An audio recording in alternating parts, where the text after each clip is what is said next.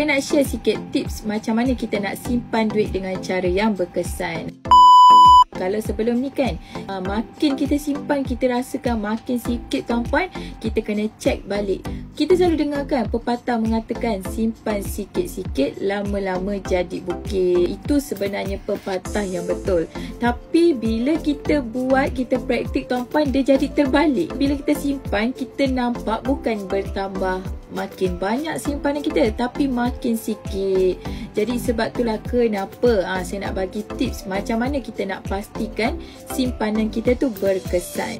Dari sudut simpanan, apa yang saya nampak, ada orang kan, contohnya dia simpan RM500 sebulan. Dia simpan selama 10 bulan. Sepatutnya kalau diikutkan, kalau dia simpan RM500 sebulan, bermakna 10 bulan dah ada RM5,000 sekurang-kurangnya.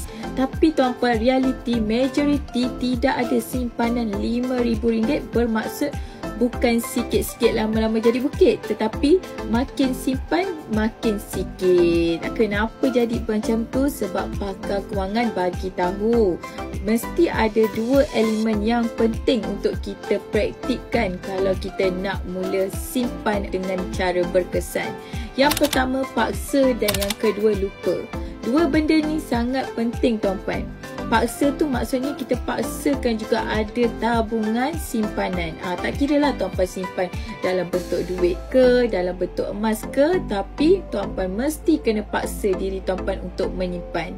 Macam minggu ni minggu gaji kan, semua orang dapat gaji. Jadi macam mana kita nak pastikan simpanan kita berkesan? Kita kena paksa, belajar untuk simpan dulu baru berbelanja. Dan juga elemen yang kedua adalah kita lupakan. Selalunya tak berkesan sebab kita ni selalu ingat simpanan kita. Maksudnya selalu semak berapa jumlah yang ada dalam bank. Tak kisah sama ada kita simpan dalam ASB atau tabung haji, kita memang tak boleh selalu ingat simpanan kita. Bila selalu ingat, itu yang menjadikan simpanan kita bocor tuan-puan.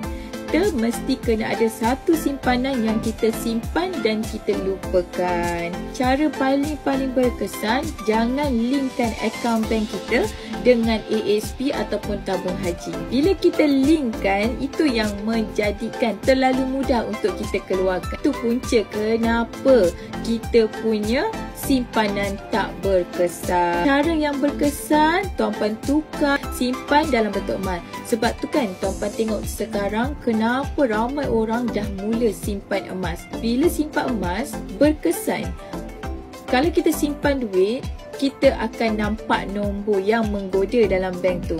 Bila kita nampak nombor yang menggoda tu, kita akan kreatif nak berbelanja. Dan apa cara pun kita akan keluarkan. Sebab tu simpanan kita memang tak berkesan tuan-puan. Makin simpan makin sikit, makin simpan makin sikit. Tapi berbeza kalau kita simpan emas. Simpan emas, makin kita simpan, makin kita rasa simpanan kita bertambah. Saya nak share kat sini tuan-puan, kalau tuan-puan belum ada tabungan emas, belum mula simpan emas, tak minat simpan emas, tuan-puan kena jadikan emas sebagai satu cabang simpanan yang setiap orang patut ada tuan-puan. Rugi kalau kita tak simpan emas, sebab emas adalah penyimpan nilai yang baik. Tuan-puan boleh simpan dalam bentuk fizikal ataupun tuan-puan boleh simpan dalam akaun simpanan emas. Public Gold ada menyediakan satu platform di mana tuan-puan boleh simpan gram emas dan bila cukup je gram boleh keluarkan dalam bentuk jongkong-jongkong emas ataupun dina-dina emas. Untuk buka akaun simpanan emas ni percuma saja, tak ada kena bayar pun. Cara dia mudah saja, tuan-puan boleh daftar dekat link dekat TikTok saya. Tekan dekat link tu tuan-puan akan nampak perkataan daftar dekat atas. Tekan perkataan daftar, isikan detail-detail dan kemudian tekan proceed. Itu sahaja step pertama untuk tuan-puan buka akaun simpanan emas.